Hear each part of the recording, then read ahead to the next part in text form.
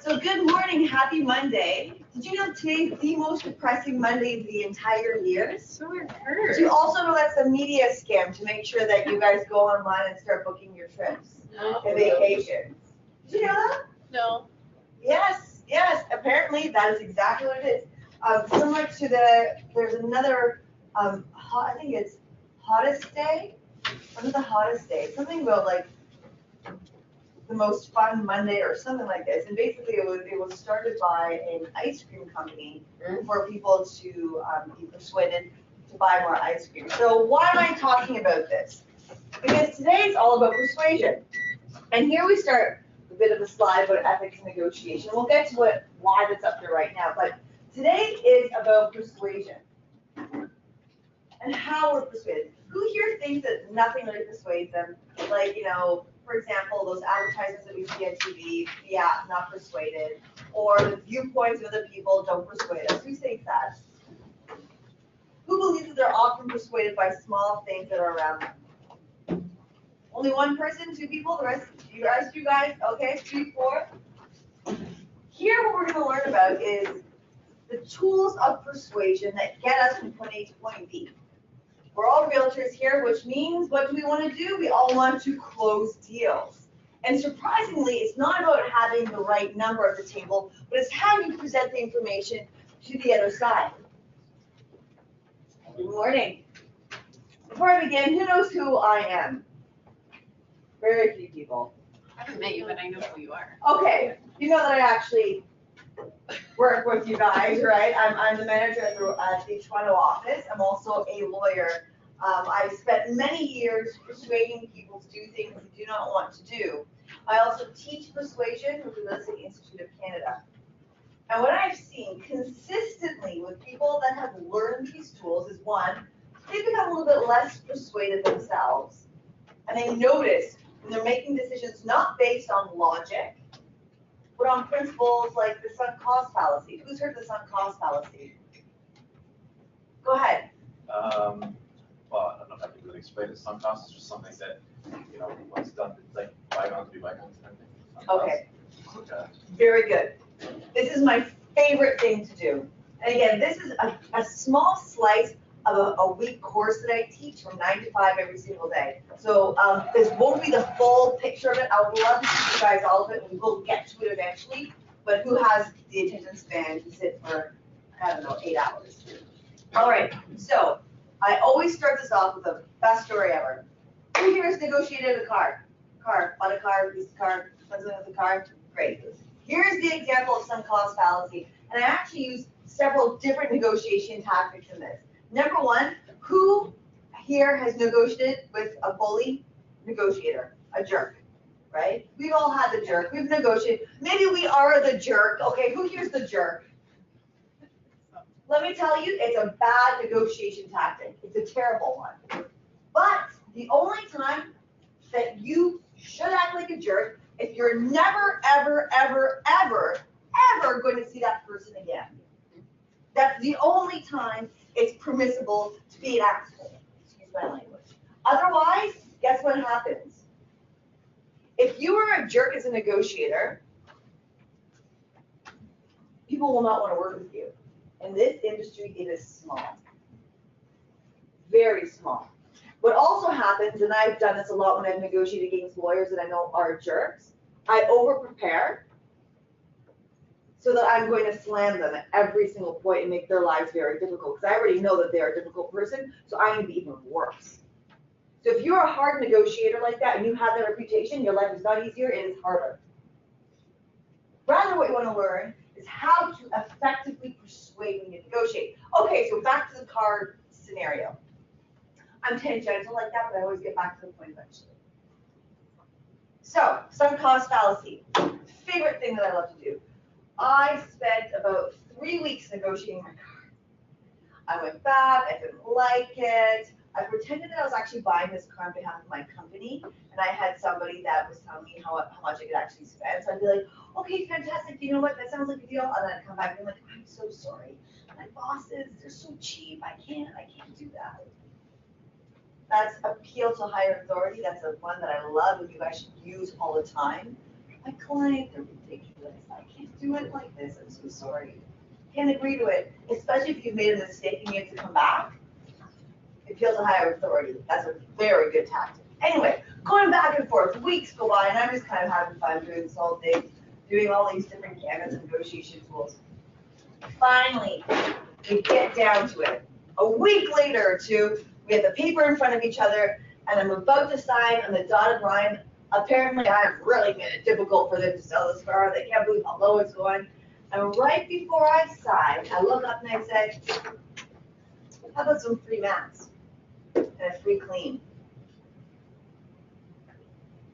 The guy was like, I just signed the bloody thing. We just spent a couple of weeks, and I don't know if you really want this deal to fall apart for mats and a free clean, do you? It's like $350 for mats. Yeah. Come on, I say to him. He's angry, just fine, just get whatever you want, just sign the bloody thing. So 2 clean and 3 mats? Fine, sign the thing, boom. Now, what I did there was I said to him, look, we spent 3 weeks negotiating. I actually hear realtors say this very often in my office. I just spent months negotiating this deal, and now it's going to fall apart. Well, let it fall apart if it's not a good deal. Never appeal to sunk cost fallacy. And what a sunk cost fallacy means is that we think about all the time or money that has passed, and so we make a deal even if it's a bad deal. Always focus on what you're getting at that point, not what you invested in the back end. Here's an example. Who here loves to eat? Come on, some people, we like to eat. Who here's been out to a restaurant, we ordered a lot of food, and then we are sweating buckets trying to eat the last bite because you ordered the food and you spent that money and you do not want to waste a single penny. Who's done that? Come on. If you're Italian, you've done that. I'm Italian, okay? What? $20? I'll eat it until I puke. Okay? Now, that's an example of sunk cost. I spend the money and I'm making myself feel bad right now. Not very smart. Okay? So whenever you negotiate, really think, is this deal at this exact moment a good deal? Now, unfortunately, today we're not going to go through how to create and always analyze your deals, but nonetheless, keep this in mind. At the very outset, always know what would be a good deal versus a bad deal. So at that moment, you're not persuaded by other things, and you know whether or not you're signing a good deal. Okay? Now back to this, we're going to start from the very beginning. That was my intro. That was the beginning part. Ethics and negotiations. Why are we even talking about this? I alluded to it already. When you are not a nice person and you are a jerk during negotiations, or you do not act ethically, guess what? It may win you one deal, but it will destroy the rest of them. When is it okay to be not ethical? Here's a question. Let's say you are representing the buyer, and you know the buyer can go up 50 grand more. Is it ethical to not disclose that? Right? It's not. It's not ethical to keep that quiet, knowing that your buyer can go up $50,000 more, but you're not telling the seller that he can. Is that ethical or not? Yeah, it's ethical. Exactly, it's ethical. Right. Now, is it ethical? Let's say you know the buyer. You're representing the seller now. And you know the buyer is really interested in making sure, let's make something up quickly. They really want a beautiful view. It's very important to them they have this view.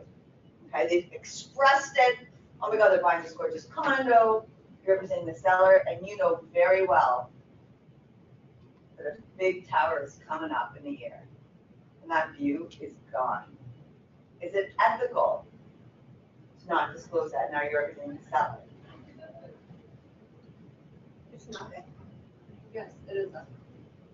Representing the seller. If we are. Why is it not ethical? Because disclose is the first thing you should do when you have a buyer, you have a client. If you're representing the seller. But you know there's a building going up, so you have to disclose it. But when the building goes up, there's notices everywhere, so Yeah. like, it's the buyer's agent. You should know. That buyer may be your seller down the road, and if they had a bad deal, they will remember to tell people, watch out for this person, they won't tell you everything, and you're going to pay for that down the road. That's an excellent point. Go ahead, I like to intro people when they chew. It's my thing. It's just like, I love it. It just makes me happy. Yeah, you're representing the seller. Don't say anything, Don't say anything. Why are you saying no, don't say anything? because if you're representing the best interests of the seller, not the best interests of the buyer. Okay, so, So go that's ahead. just specifically asked. It's, Go ahead. you go both ways, but also the buyer's agent should be the one, sort of Looking doing their at due diligence on behalf of. That's fine. What if the buyer's agent asks you, then you have to tell them. That's- They don't have- that's they a don't difference. have- Yeah, you exactly. don't That's the have to difference tell there. them. What if the buyer agent said, you know what, my client is really excited about the view here? Do you tell them? Should. That you should, What would the law say? that you should.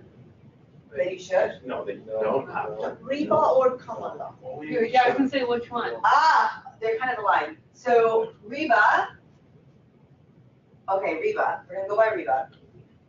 And let me describe the scenario. Buyer walks in with their agent. Buyer says, I want this place because of the view. Otherwise, I do not want this place. All right, you do know that there's a building going up. However, there are no signs.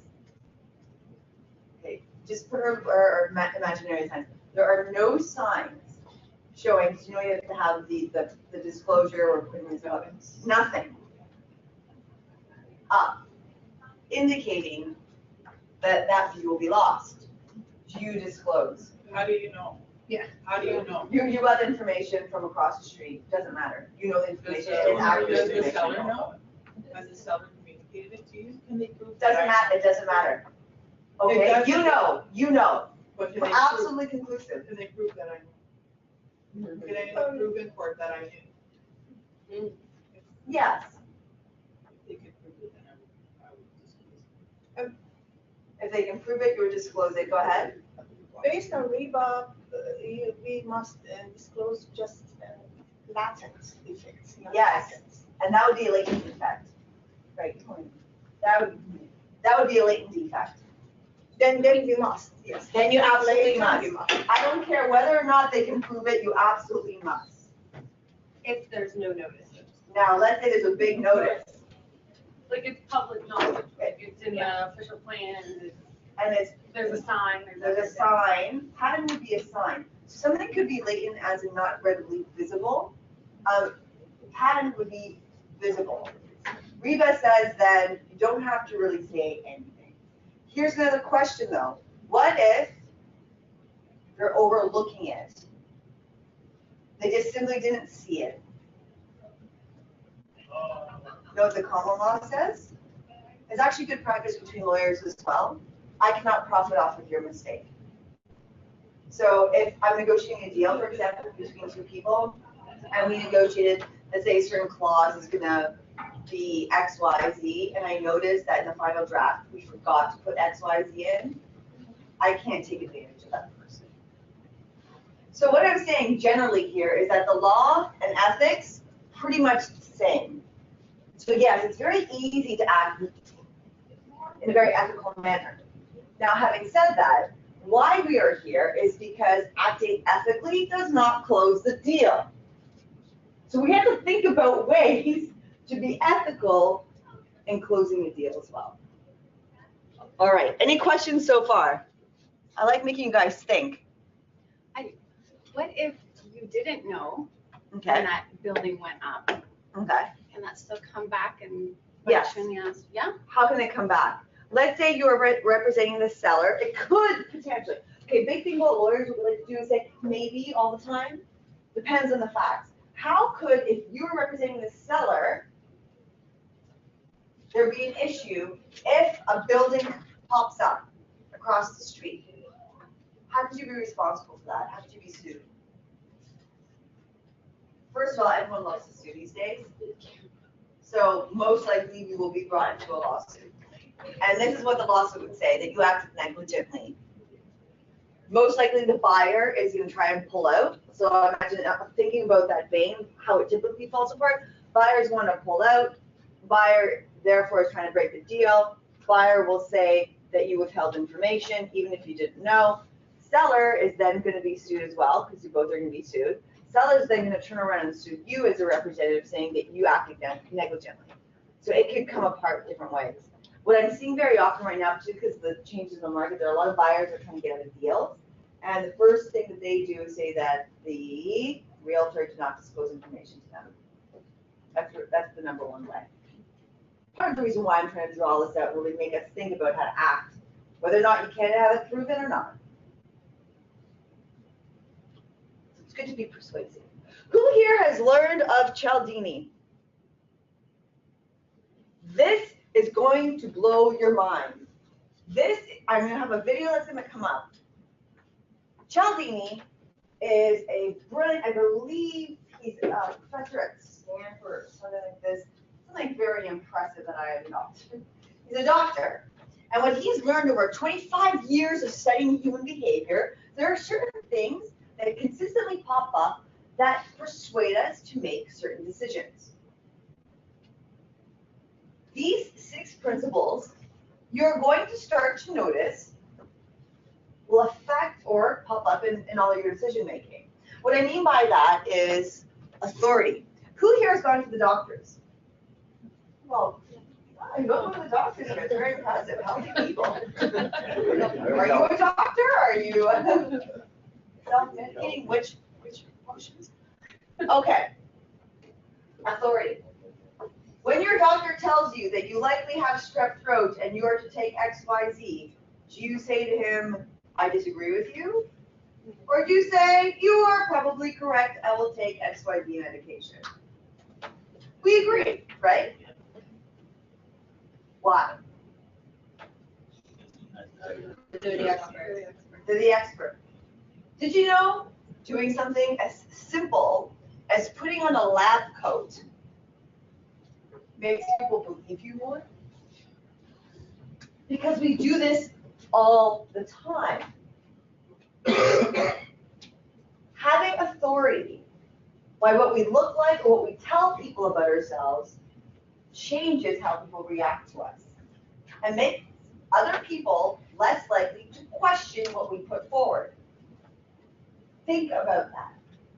If you can appeal or come off as someone that has authority, you're very likely not going to be questioned by the other party. Whether that be your seller saying, can you come down a couple of points in your commission?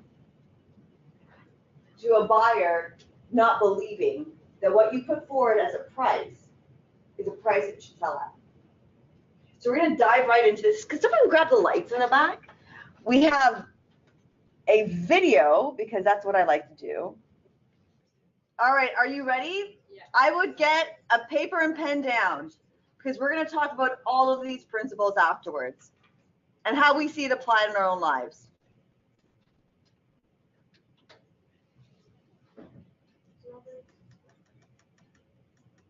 Researchers have been studying the factors that influence us to say yes to the requests of others for over 60 years. And there can be no doubt that there's a science to how we are persuaded. And a lot of this science is surprising. When making a decision, it would be nice to think that people consider all the available information in order to guide their thinking. But the reality is very often different. In the increasingly overloaded lives we lead, more than ever, we need shortcuts or rules of thumb to guide our decision making. My own research has identified just 6 of these shortcuts as universals that guide human behavior. They are reciprocity, scarcity, authority, consistency, liking, and consensus. Understanding these shortcuts and employing them in an ethical manner can significantly increase the chances that someone will be persuaded by your request. Let's take a closer look at each in turn. So the first universal principle of influence is reciprocity. Simply put, people are obliged to give back to others the form of behaviour, gift, or service that they have received first. If a friend invites you to their party, there's an obligation for you to invite them to a future party you are hosting. If a colleague does you a favour, then you owe that colleague a favour. And in the context of a social obligation, people are more likely to say yes to those that they owe. Here's an example. When someone buys you a coffee, a friend buys you a coffee, what's the automatic thing that you think? I gotta get them next time. Okay, now there are a few things you have to think about with respect to how this is going to work in getting people to decide business BRAs, listening agreements, and so on, okay? So take notes, because we're gonna go through every single one of these principles and think about how we can leverage this in our everyday. One of the best demonstrations of the principle of reciprocation comes from a series of studies conducted in restaurants.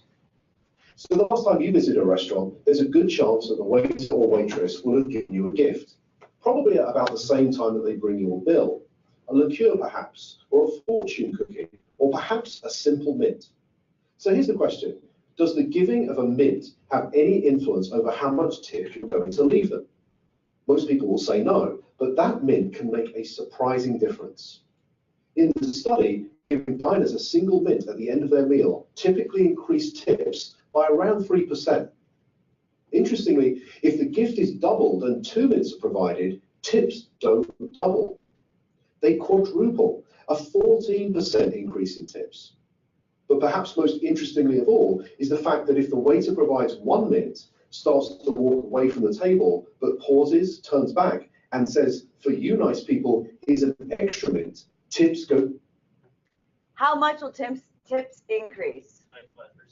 25%? Who says 25? 50? 10%? 50? Quadruple? 4 times? 40%? Who says 40%? It'll increase by 40%. 150%. 200. A million. I think this should be a waiter now to give more minutes to make a fortune. Really think about how this can apply to your careers, by the way. Okay? Now there's something very specific about how reciprocity is delivered that'll get you better outcomes. So here we go. Through the roof. A 23% increase influenced not by what was given, but how it was given. So the key to using the principle of reciprocation is to be the first to give and to ensure that what you give is personalized and unexpected. The second universal principle of persuasion is scarcity. Simply put, people want more of those things they can have less of.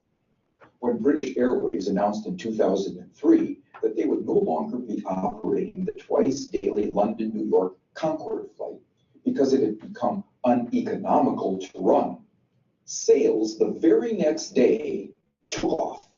Notice that nothing had changed about the Concorde itself. It certainly didn't fly any faster, the service didn't suddenly get better, and the airfare didn't drop. It had simply become a scarce resource, and as a result, people wanted it more. So when it comes to effectively persuading others using the scarcity principle, the science is clear. It's not enough simply to tell people about the benefits they'll gain if they choose your products and services. You'll also need to point out what is unique about your proposition and what they stand to lose if they fail to consider your proposal. The third principle of influence is the principle of authority, the idea that people follow the lead of credible, knowledgeable experts. Physiotherapists, for example, are able to persuade more of their patients to comply with recommended exercise programs if they display their medical diplomas on the walls of their consulting rooms. People are more likely to give change for a parking meter to a complete stranger if that requester wears a uniform rather than casual clothes. What the science is telling us is that it's important to signal to others what makes you a credible, knowledgeable authority before you make your influence attempt. Of course, this can present problems. You can hardly go around telling potential customers how brilliant you are, but you can certainly arrange for someone to do it for you. And surprisingly, the science tells us that it doesn't seem to matter if the person who introduces you is not only connected to you, but also likely to prosper from the introduction themselves. One group of real estate agents were able to increase both the number of property appraisals and the number of subsequent contracts that they wrote by arranging for reception staff who answered customer inquiries to first mention their colleagues' credentials and expertise. So, customers interested in letting a property. I do this all the time. So speak with your manager. Whenever leads come in, I always say, well, I know the right person for that. So-and-so's been in the business for X amount of years. They've done this, this, and this, and that, and that. Invariably, the lead will sign up. Back to it. Just think about that. How can you make yourself appear like an authority? You were told lettings. Let me connect you with Sandra, who has over 15 years experience letting properties in this area. Customers who want more information about selling properties were told, speak to Peter, our head of sales. He has over 20 years experience selling properties. I'll put you through now. The impact of this expert introduction led to a 20% rise in the number of appointments and a 15% increase in the number of signed contracts. Not bad for a small change informed from persuasion science that was both ethical and costless to implement. The next principle is consistency. People like to be consistent with the things they have previously said or done. Consistency is activated by looking for and asking for small initial commitments that can be made. In one famous set of studies, researchers found, rather unsurprisingly, that very few people would be willing to erect an unsightly wooden board on their front lawn to support a drive safety campaign in their neighborhood. However, in a similar neighborhood close by, 4 times as many homeowners indicated that they would be willing to erect this unsightly billboard. Why? Because 10 days previously, they had agreed to place a small postcard in the front window of their home that signaled their support for a drive safely campaign. That small card was the initial commitment that led to a 400% increase in a much bigger but still consistent change. So, when seeking to influence using the consistency principle, the detective of influence looks for voluntary, active, and public commitments, and ideally gets those commitments in writing. For example, one recent study reduced missed appointments at health centers by 18%, simply by asking the patients rather than the staff to write down appointment details on the future appointment card. The 5th principle is the principle of liking. People prefer to say yes to those that they like. But what causes one person to like another? Persuasion science tells us that there are 3 important factors.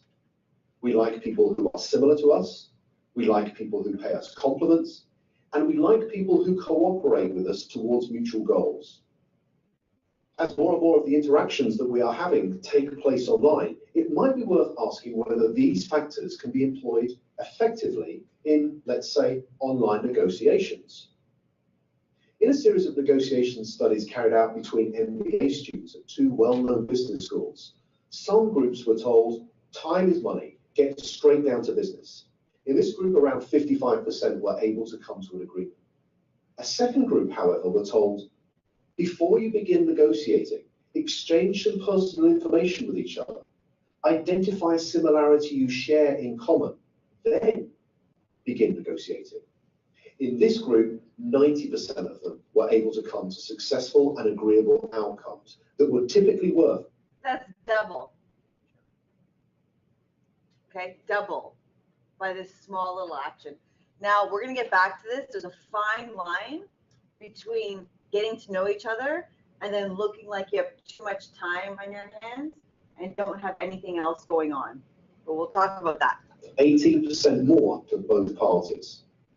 So to harness this powerful principle of liking, be sure to look for areas of similarity that you share with others and genuine compliments you can give before you get down to business. The final principle is consensus. Especially when they are uncertain, people will look to the actions and behaviors of others to determine their own. You may have noticed that hotels often place a small card in bathrooms that attempt to persuade guests to reuse their towels and. Who reuses your towels? Who reuses? Yeah, who here reuses? Whenever you guys are at the hotel, do you reuse your towels? Sometimes yes. Why do you reuse them? Yeah. Any other reasons? It takes time for me to call them and ask them to bring another one. It's attachment to the, no, I'm sorry, if you use it once, you kind of memorize it, right? Okay, interesting. Linen. Most do this by drawing a guest's attention to the benefits that reuse can have on environmental protection. It turns out that this is a pretty effective strategy, leading to around 35% compliance. But could there be an even more effective way? Well, it turns out that about 75% of people who check into a hotel for 4 nights or longer will reuse their towels at some point during their stay. So what would happen if we took a lesson from the principle of consensus and simply included that information on the cards and said that 75% of our guests reuse their towels at some time during their stay? So please do so as well. It turns out that when we do this, towel reuse rises by 26%. Where do you see consensus happening within the real estate market? We see it all the time. Market's hot, gotta buy now. Market's bad, gotta sell now. When everyone else is doing something, we gotta do it too. Well, so-and-so from RBC has said that most likely interest rates will not be going up. Since he says it as a principal authority, everyone else is saying it, everyone else is doing it, it must be right. Be very aware of this within the real estate market, particularly when you're doing your value props, like looking at the different values, and also thinking about whether or not someone should buy, where they should buy, how much it's worth. Be very careful about this, especially if you're talking to your clients about any sort of predictions.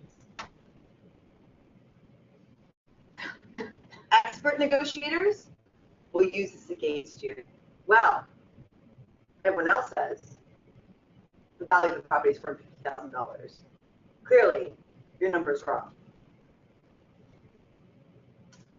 Now imagine the next time you stayed in a hotel, you saw one of these signs. You picked it up and you read the following message. 75% of people who have stayed in this room have reused their towel. Okay, how much is it going to increase now? How much is reuse increase? First of all, I was like, gross. I hope it's a different towel. But to me, that this kind of creeped me out, and I was like, I don't think they do someone else being in this room. That's now I have to sleep on the floor. That's gross. How much did it increase? As long as you're going to have the same towel as the last person. There you go. Does it increase by 25%? More? Who says more? Hands up. Shaking your head. No? I think it would decrease. Decrease? I think so. Decreases? Who says it's decreasing? Watch. What would you think? Well, here's what you might think. I hope they're not the same towels. We're not And for alone. most people, you probably think that this sign will have no influence on your behavior whatsoever. But it turns out that changing just a few words on a sign to honestly point out what comparable previous guests have done was the single most effective message, leading to a 33% increase in reuse. So the science is telling us that rather than relying on our own ability to persuade others, we can point to what many others are already doing, especially many similar others. So there we have it, 6 scientifically validated principles of persuasion that provide for small, practical, often costless changes that can lead to big differences in your ability to influence and persuade others in an entirely ethical way. They are the secrets from the science of persuasion. Done. Lights back on, please. Everyone else likes the lights on. What's that one? All right, let's go from the very beginning. anyone, first of all, have any questions about what you just saw? Does anyone not believe that it actually works? I don't know. Here's an example. I can go through every single one of these consensus. I was for our students, and very often what they had us do was run around downtown with documents, big documents, carrying things from one place to the next. So your break from working like 18 hours sitting was going out into the wicked world that is downtown Toronto with big books and binders and going back and forth between workrooms. So the way to entertain ourselves and make our lives fun, we decided that we'd like to play along with some of these principles. Very often we can leverage those principles in the courtrooms when we're negotiating, etc. Principle consensus. So that's like the sheep mentality, right? I think it's downtown Toronto. So downtown Toronto had a big binder of books, and I decided to try. A couple of other students were going to do this. We stood at the corner and we looked up. Just looked up. When I stood by myself, people were kind of like, you know, yeah, lawyers lose their brains. And they kind of did a little one of these things I'm doing. However, when we got 4 students sitting there holding binders, looking up at this thing, you know, seeing something up the sky, one of the skyscrapers, what ended up happening?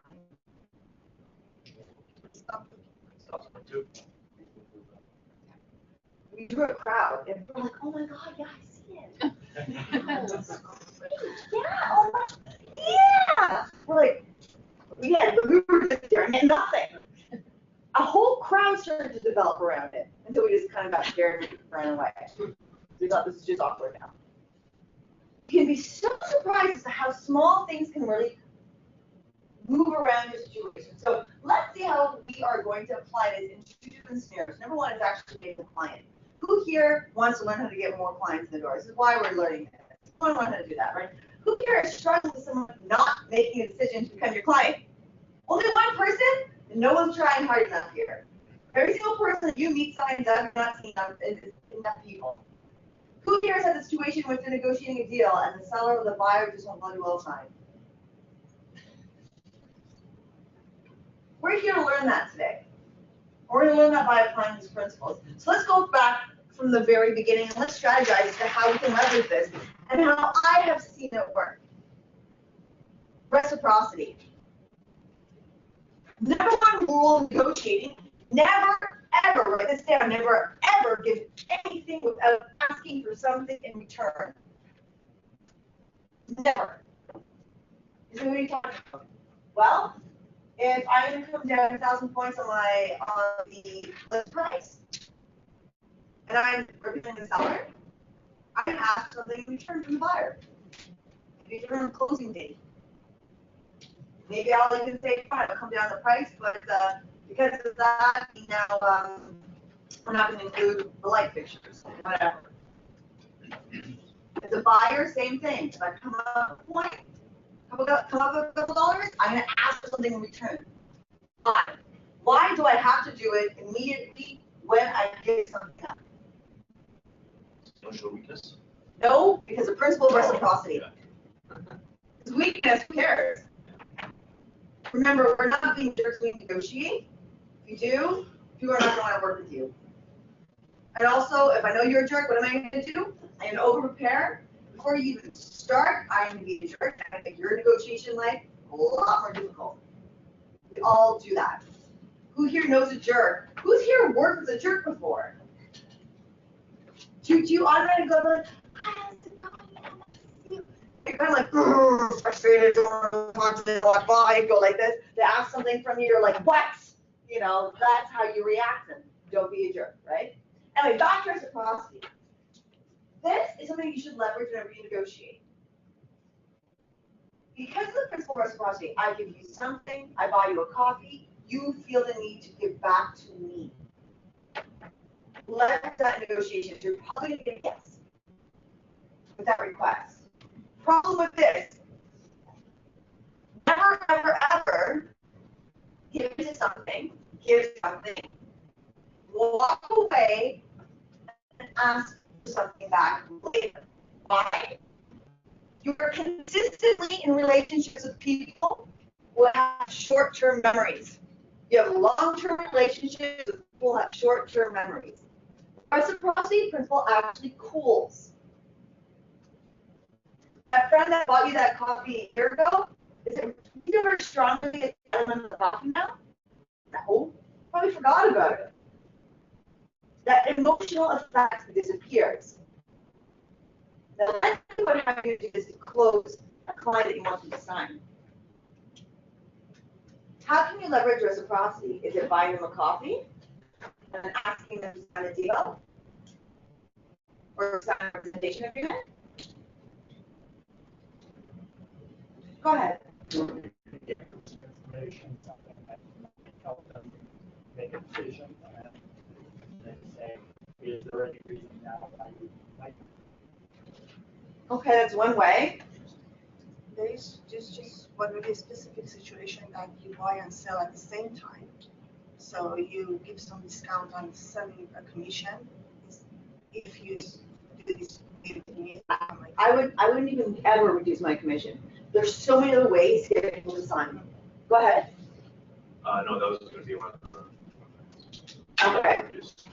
That's not ideal. Not ideal. Go ahead. I can do this for you, this for you, this for you, this for you, this for you. All I ask is for your will.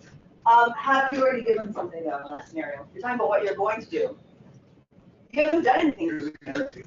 Eh, Here's a guarantee. they haven't really done anything for me. Cancellation guarantee. I tend to give people, and it just works for me. Whether or not I'm giving them something physical, like I do that already, but when I'm with my clients, I give them my attention and my time and my ear. Like I listen. So people love to be heard. They love to be heard. And I don't think we really listen to people very often.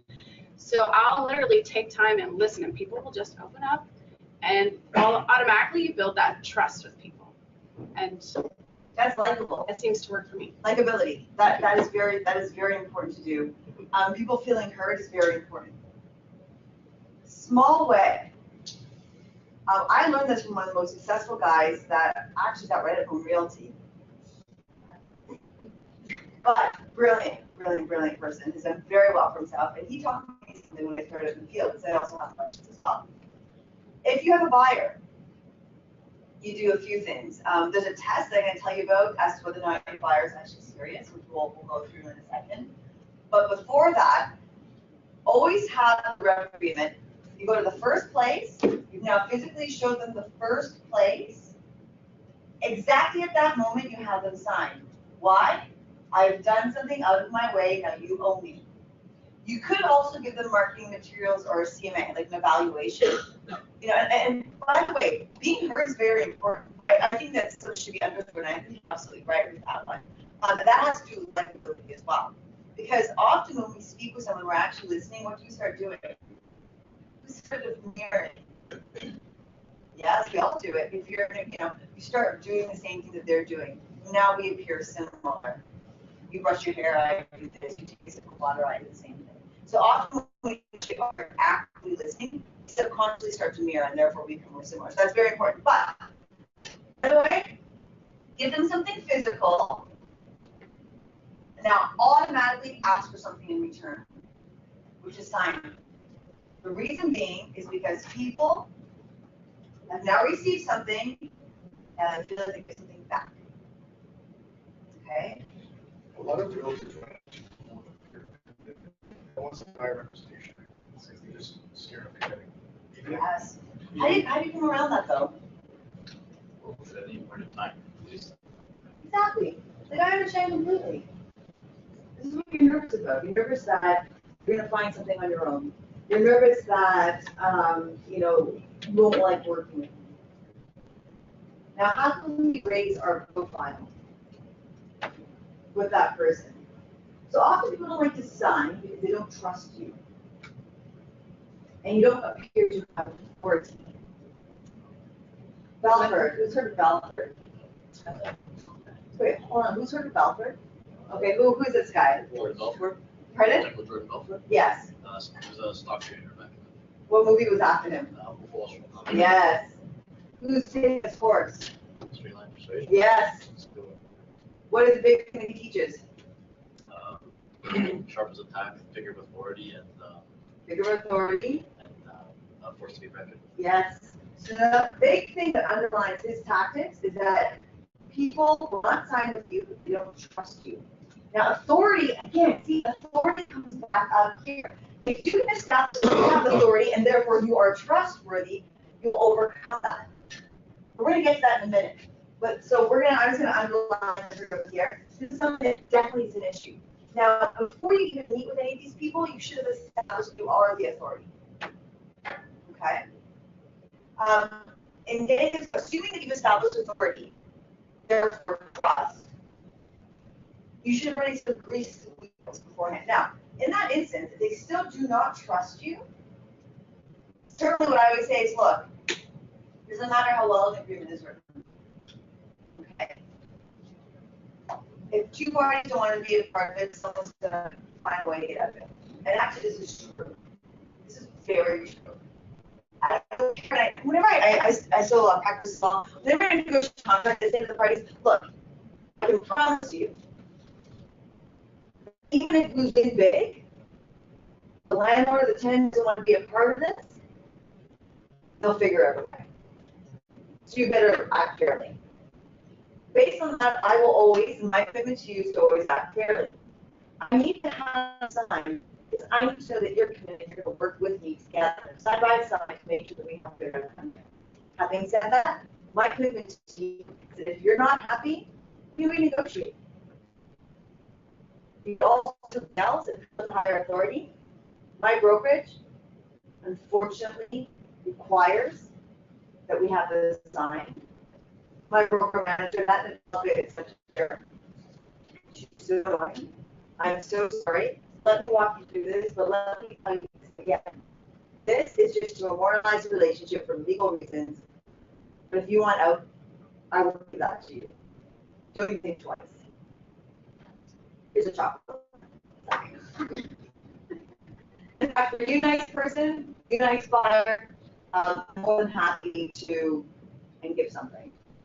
Personalize it. Okay. Now, before that, let's go back. So again, appeal to higher authority, I find works very well. Saying it's my manager's jerk, it's my manager, it's my manager, it's my manager, it's my manager. But before that, let's backtrack. You want to be trustworthy. And that means you need authority. Let's brainstorm. How can we create some authority? That's why realtors, have you seen those realtors that have the awards up in their office? Who's seen that? Yeah, I think pretentious. I actually notice when I go to a physiotherapist, to my doctor, I look at what school they went to. Who does that? Who's going to do it? Yes. You go see your accountant, they're like, oh, okay, this certified, this is good. They can add. So what you want to think about doing is how can you increase your authority to the market? Who here has been in business for under a year? Under a year? Under a year? Over a year? Over 5? 2? 2 years? 2 months? 2 to 4? Okay. How can you increase your authority? I didn't teach you to do that, but you're Adam. What is going to increase your authority and trustworthiness? Dress the part, but exactly what you're saying, awards, testimonials, video testimonials, having formalized presentation, formalized value proposition, making it seem more professional. Having guys just come in, with their card, hey, want to do some business? That's what I find. Okay. What's another way to increase trustworthiness? No? Knowledge. Knowledge? Okay. Go back to what we talked about here. Go ahead. So I was going to say, like being referred by somebody else, so it's not automatically have that. Yeah. Go ahead. What about credentials and confidence? Yes. So what I would strongly suggest you guys do whenever you do any sort of listing presentation, please, please, please add in one sheet of testimonials. First and last names preferable, first name, okay. This is going to help you close. I promise you this. Another thing that I would do before negotiating with a buyer, so buyer rep or a seller rep, doesn't matter, I'm negotiating now listing agreement, is to casually mention your credentials. Like, oh yes, I do this all the time. Actually, oh yeah, no, I know all that these legal documents. You know, I'm a lawyer, went to Osgood, you know, it's so annoying. Hate it. Or like, yeah, you know, actually, when I negotiate against other lawyers, like, I know, yeah, it's, you know, how do you know the bank? Like, you know, what school do you go to? Oh yeah, that's great, that's fantastic. Yeah, you know, I actually teach at the Real Estate Institute of Canada as well now. Specifically commercial leasing law. And this, that, and that. I have a little spiel there too. Just casually, like, kind of mention it, little nuggets there. Oh, okay. Always have some way of A, showing that you know what you're talking about. Now, what if you haven't been in the business for a long time? How can you increase your authority? Go ahead. Well, I was going to say you could use the statistics of the company. Statistics of the company is perfect. Okay, go ahead. You can lie. Don't lie. You can also leverage your past experience. Like if you have a degree in something, mention it. If you work for a company and increase sales by whatever, mention it. If you have a great firm behind you with lots of stats, lots of numbers, in fact, we represent the most, we've got the most this and that, leverage it. The best thing, however, is testimonials. So again, please, if you're meeting a buyer or a seller, if you're trying to win that relationship, have testimonials and have it written down. Here's another reason why you always want to work with someone who's going to sign a buyer rep, by the way. What's one of the principles that we noticed? Had to do with doctors, and physiotherapists, and people signing stuff. If you sign something or write something down, I always like using this in negotiations as well, you're more likely to stick to it. And I believe that was reciprocity. Okay? Whenever you have a buyer, I can guarantee you they are more likely to work with you and be a good buyer if they've signed something. How you can kind of warm them up to sign the buyer rep agreement is by having them write down or sign other things, like initial pictures that you like or the properties that you like here.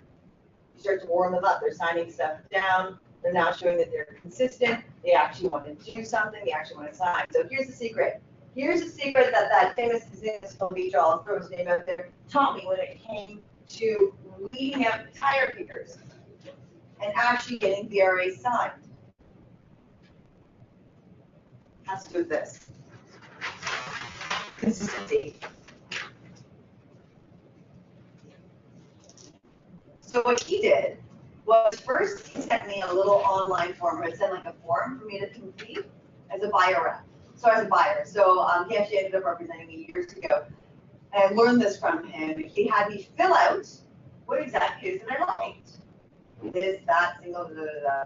When we met, he had it on a piece of paper. Okay, so I just want to make sure we're all on the same page. So just, circle this, initial that. Is this the one, I like this one the best, sign. So now that I'm showing interest, that I'm actively now making the effort to be now a buyer rather than a tire kicker, I was more willing to sign the deal, right? Because I'm like, well, I said that I'm interested in buying. I'm like, so I'll sign this now. I look like an idiot if I don't. Another thing that you should always get people to do is get their mortgage application done first. Even though it's meaningless, we all know that, pre-approvals are meaningless, get them to do it first. Because once they start doing something, you want to be consistent with it, and they'll be consistent by signing, by working with you. Okay, number one rule, Get them to fill out and sign other forms before you meet them. Therefore, they feel like they have to be consistent when they meet you. Number 2,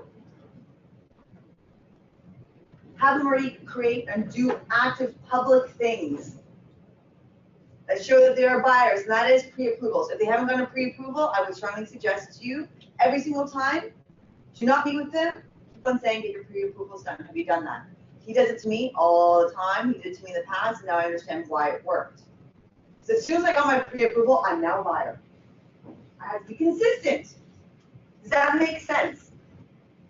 Here's another way that I like to start priming my opponent's side when I start negotiating. I say that they are fair. Look, I know you're a fair negotiator. So what do you think that we can do X, Y, Z? Why? 2 things. Now, the person, I provide them a compliment, liking, very important. But that person now feels like they have to be consistent with what I just said. I know you're a very fair person. You're a very fair negotiator. So let's work on this together. I promise you that works every single time. In fact, it's one of the best tactics that I've ever learned. Is saying to someone like, look, I know, again, this is the keyword, that you are fair. Or I know that you're acting in the best interest of your client. I know that you know your stuff.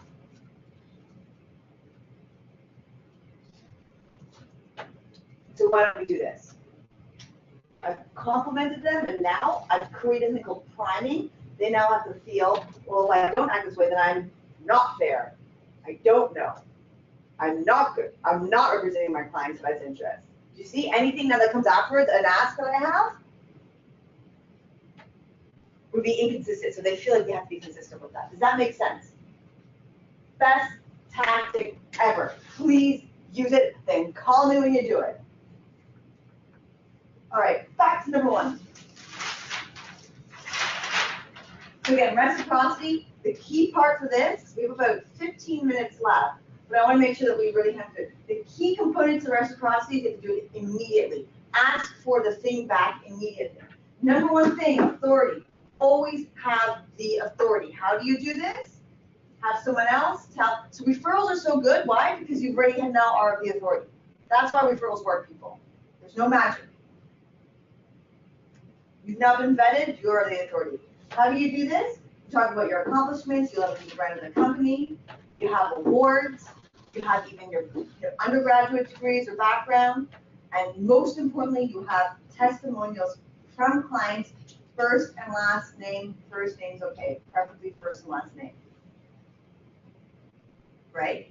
Now, another component is make sure if you're representing someone that they has kids, that the testimonials are with people that have the same demographic. We tend to believe people that are like us, very important to do as well. How would they know?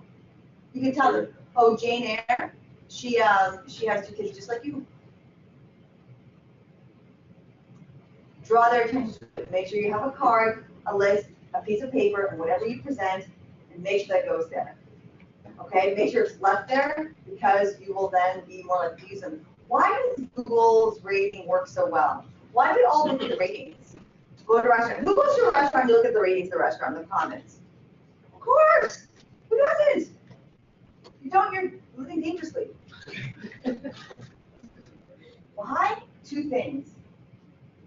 Number 1, authority. Number 2, consensus. Other people use you, therefore you must be good. Now, how you can also leverage consensus during negotiations. How can you do that during negotiations? How can you get a deal done by leveraging consensus? We do it all the time. Go ahead. I guess what's sold in the building or whatever, like similar house, comparables, that's basically Yes. in that range. What are other people doing? But don't you fall into it. Okay? Know that. So when someone says, well, everyone else is doing this, then right away your antenna should go up, your spidey senses should go up and say, well, wait a second. Am I just going to give in to something because everyone else is doing it? One of the best what's it called? Those baseball people, they have people representing them doing their contracts, what are they called again? Agents, there you go. No, the career they wanted, which I can't remember what it's called. So I always thought being an agent would be super cool. One of the most successful agents in the world who negotiates hundreds of thousands of dollars is the most successful because of one thing. The consensus is saying A. He will say, no, no, no, my client's worth B. And he always gets B. And the way he does that is data. You can really manipulate data whichever way you want. Who says yes to that? How often have we seen data in the newspaper saying everything's going to implode, and we all have our own data that says everything's fine? Hands up, come on, be honest. How many times have we opened up the Toronto Star and the housing market is going to explode? Who's seen that? They're using your data. They're using your data. So whenever you're falling into a scenario in which you see consensus being leveraged, don't forget that you have your own data too. Now, to leverage this, and I promise you this is something that I do as well, go down to the very detail. Have stacks of evidence saying otherwise. What I like to do when, so I work mostly in commercial leasing and commercial real estate, whenever we negotiated pricing, and trust me, you can manipulate things look whatever way you want in both markets, because I've done both markets. I just drown them in data, information. And then I would say, and the market looks like it's going to be doing this, whichever side I was on, I would manipulate it to look that particular way. Just drown them with information. And then I would say to them, look, and I understand that you want to act in the best interest of your client, as you should. So what I'm going to do for you is I make it very easy for you to present this to them, show that in fact this is what it is. And if they want to get a deal done, this is what it is. I make it easy also for the other party to bring it to their client. Why? That helps them save face, so they don't look bad to their own client, but also makes it easy. We are inherently lazy people. That's why fast food does so well. Come on, guys. I'm very lazy, trust me. Like, I have to create all sorts of incentives for me to even get out of bed. Like, hydro, paying bills, really. So, always make things easy. Why do a lot of the app companies obsess over making things easy? Because the easier it is, the more likely we're going to do it. So when you are negotiating for anybody, a big tactic that I like to use is I always make it easy. How? I will redraft it for you. You don't worry about it, I will redraft it for you. You don't worry about it, I will show you. I will even type up the email for you to send over to your clients and paste. In fact, little tip, if you want to get more testimonials, write them for your clients and have them approve it. I do it all the time. I've been doing letters and such since I was in high school for referrals. It's the easiest way. Because how often have we been asked to do favors for people out of the blue? First of all, they never gave us a favor, so we're not feeling that reciprocity. Maybe they taught us something or did something for us to do it. I've been asked to give referrals and be a recommender and write letters. I will not do it or procrastinate or mostly say no if it's too difficult or way too much work for me. So I strongly suggest that you always make things easy. All right, now back to all this fun stuff. I'm going to gloss over another thing that I find to be very important. Scarcity. Who's leveraged scarcity during negotiations? How did you do it? Well, basically, it was a matter of which they own the property in that particular building, and they decided that that's the building they wanted to be in. And though it wasn't the view that they wanted, they said, well, look, how often does something come up which comes back to the data? And this is the one that's available, there hasn't been one that's been available in 6 months. This is where you want it later. This is your opportunity. Yes. Go ahead. Same thing, scarcity. Same thing. It's a bungalow. This one has more square footage, this has some, some competitive advantage over the others, whatever. That's what the beauty of property. is that you can really leverage scarcity. Particularly now. Condo market, it's gone. Right? Something, the way they've maybe done with their interior design, that you want to purchase a particular thing, something you can use as well. Yeah, absolutely. Not to be necessarily the actual property's characteristics. Yeah, exactly. What you want to do if you're trying to get someone to sell or for you to represent them as a representing them for selling or for buying, another thing that you could do is really show that you have scarce time for them.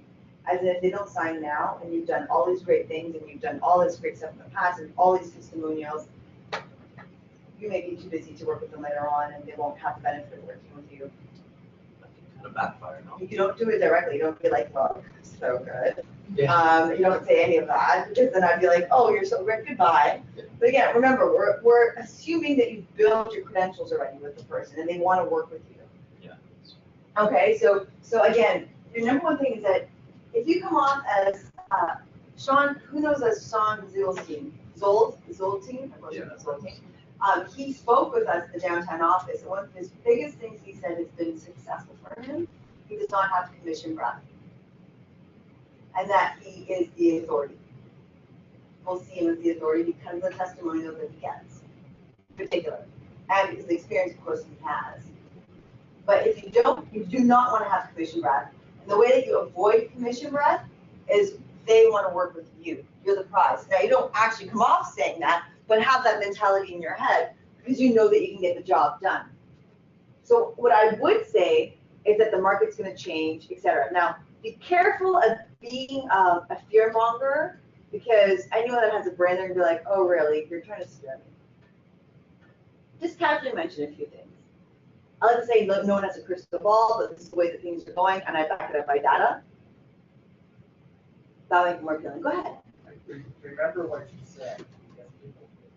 Yeah. If you tell them that there's a scarcity and there's going to be a scarcity and there's not a scarcity, yep. Then whatever authority you have is not. Yes, absolutely. So yeah, obviously back it up. I always say this. No one has a crystal ball, but the way things are going is this, this, and this. Who's heard of the FUD principle? FUD principle? FUD? No? FUD. This is how you get people to be persuaded by not saying, the market's going to crash, but you kind of do the same thing. Fear, uncertainty, doubt. Who's heard of McKinsey? McKinsey Institute, one of the most important places that comes out with the most important information, the most important studies that we do and learn. That's why the council, massive governments, to big companies like IBM. They discovered the FUD principle, fear, uncertainty, doubt. You don't have to say that something's going to happen. As long as you give a little bit of doubt, oh, maybe right now it is a good time to buy. Maybe there won't be another property that looks like this. A little bit of uncertainty, maybe working with somebody else would not reap the good results that I might get with working with A, B, or C realtor. A little bit of fear. Maybe the markets are going to crash and I should sell now. Or maybe it's just going to get more expensive, I should buy now. Fear, uncertainty, doubt, FUD principle. Now, scarcity. Favorite story. Phenomenal art seller in Paris. We do this all the time. This is what you guys, and we're going to leave off of this, and then we'll start to have to pick up another course when we go into the rules of persuasion and actually a lot of the best negotiation tactics that I do have. There's certain rules and principles that overlay all of this fun stuff.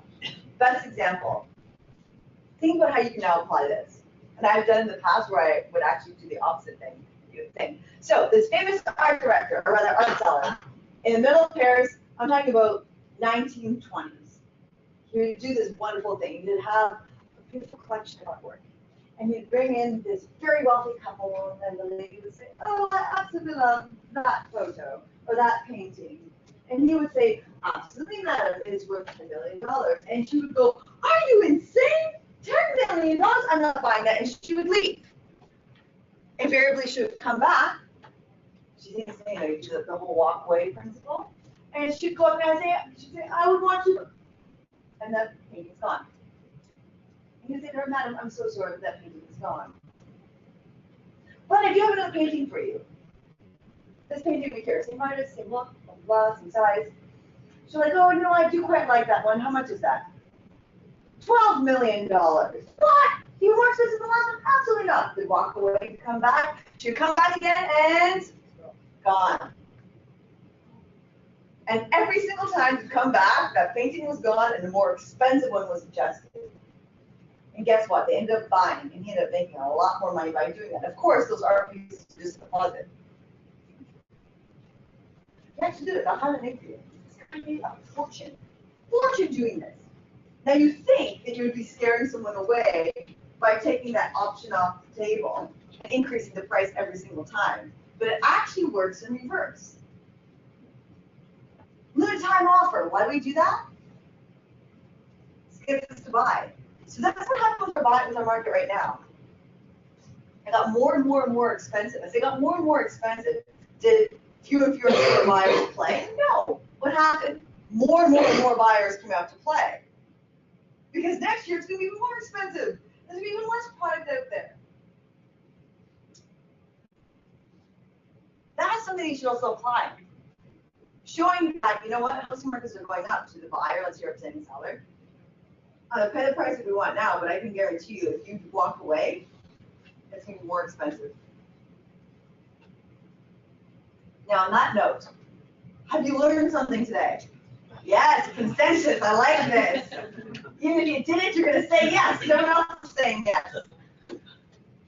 Wonderful. So we have a few minutes left. Are there any questions that you have right now? You want the video, don't you? I realize that's for it. Pardon? There's another question also. Absolutely. So when we are talking about starting negotiations, but before that, making some finding in common interest. Yes. How we can just not waste too much time. Yes. So here's a big problem. So Belford actually says this, and this is where I found a fine line. So in Jordan Belford, whatever. I'm making up names. It's okay. I just pretend like I know what I'm talking about authorities. See, then you guys believe me. So Jordan Belford, he basically says that if you sit there going like, hey, I like to golf, yeah, we both like to go fishing, it kind of shows that you have too much time on your hand and you're not serious, right? So I've looked at a lot of different studies as to whether or not creating rapport, if that's even relevant. It actually is. In his scenario, he's talking about cold calls and like getting something done because you have something to sell right now, all right? So here's the balance. Don't put too much time on it. Have a time limit. Say something like, oh, I see that you're a Remax. I have a buddy at Remax. Let's say you're negotiating. Oh, do you know someone? Oh, okay. Oh, yeah, so I suddenly saw that you sold the property out there. Great line. No, I was actually door knocking there. Yeah, do you know the neighbors at 99? Just one sentence. But don't believe with a point. Okay, like be very quick in it so that you soften the relationship or you find one principle. Don't go on about how you love to fish. Oh my God, you like to fish off the fish. What have you caught that I was there yesterday? Blah, blah, blah, blah. Be very, very, very, very brief in that interaction that will soften it, but that doesn't also drag it out, right? You could also have certain signs or ways of showing that you guys are similar. This works very well with families, just showing that you have kids or your son, or like a mention about the kid, the school, or something like that. That shows that you do understand their perspective. This is now when you have your buyers, so you're not negotiating against an opposing party. This is when you're with somebody, you're trying to get someone to sign. You do have to show that you understand them. Because the more that we feel that the person that we're working with either has authority or understands us, this goes to your principle, your role of actually listening and active listening. That's very important. Again, show some commonality, keep it brief, but the most important part, as you've pointed out, like perfect, and your name in here? Natalia. Natalia, oh there you go, so similar. So Natalia, I'm gonna say it like with the Ukrainian accent, because that's how I roll. I have to always do that, it's hard. Natalia, how she says, when you're saying how you actually listen to them, that's more important than always pointing out how similar you are. Have one or two things again, keep it brief, with that active listening, and showing that you've heard them, and that you are the authority will guarantee you a win. Does that make sense? Makes sense. Okay. Thank you guys. back to your winter wonderland. I really appreciate your patience, and I do hope you learned something. If you want access to the PowerPoint, just shoot me an email, natalka@royallepage.ca, and I will forward it off to you. And also give you the PowerPoint. There's so much. Natalka, Natalka, Natalka @royallepage.ca. And look, we are only here. These are all the other all the others. So we barely even touch the surface when it comes to negotiations. There's a lot more to learn, so keep your eyes out. Please also email me things that you want to learn more about. If there's something more specific you want to learn, happy to do so. Again, we barely have scraped the surface, but these are the key principles that you will know how to use in making sure that you get the deal. Ci vediamo. Have a good one, ladies and gents.